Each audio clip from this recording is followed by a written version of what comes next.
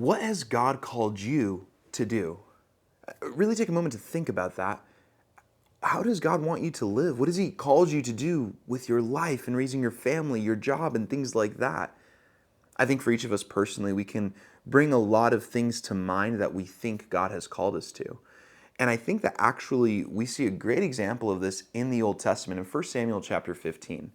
You see the prophet Samuel, he's coming up to the king Saul, and he says, look, this is what God's called you to do. Go and slay all the Amalekites, kill everything and everyone, bringing everything to utter destruction. And what do we see Saul do? Well, he goes out and he kind of does what God called him to do. He does most of what God called him to do, but we actually see that he takes some things for himself. He takes the king as a prisoner, he takes some animals, and he also takes some of the spoil for himself. And he allows the people to do this, his soldiers, that is.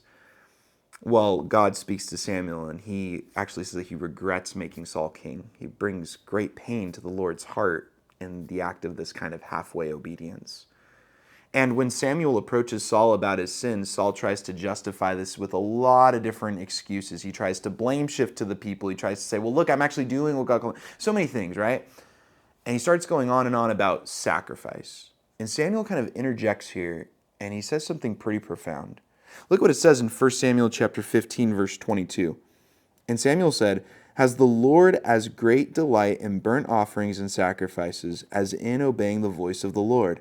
Behold, to obey is better than sacrifice, and to listen than the fat of rams. For rebellion is as the sin of divination, and presumption is as iniquity and idolatry. Because you have rejected the word of the Lord, He has also rejected you from being king. It's a terrible tragedy when we look at the life of Saul. He never really got it right when it came to obedience to God. In fact, most of the time, he was trying to justify his actions. Well, I'm doing this because I think I should be doing. And I think we kind of do that sometimes as Christians as well. Rather than doing the things that God has actually called us to do. We say, no, you don't understand. God wants me to do this. God wants me to sacrifice in this way. Maybe rather than doing so much ministry, maybe God's called you to minister to your family. Maybe rather than doing all the things with the spiritual gifts that you believe God has called you to, maybe God has called you just to love. Don't get me wrong, these things are really important. Ministry does sometimes require sacrifice. The spiritual gifts do require some type of desire in our hearts. And these things exist and they're important. But I hope that we're not like the Pharisees or like King Saul, where we neglect the greater things for the lesser things. I want to encourage you today, church. God calls us to love Him and love others. And really, maybe you're struggling with that. Maybe you're not doing what God has called you to do.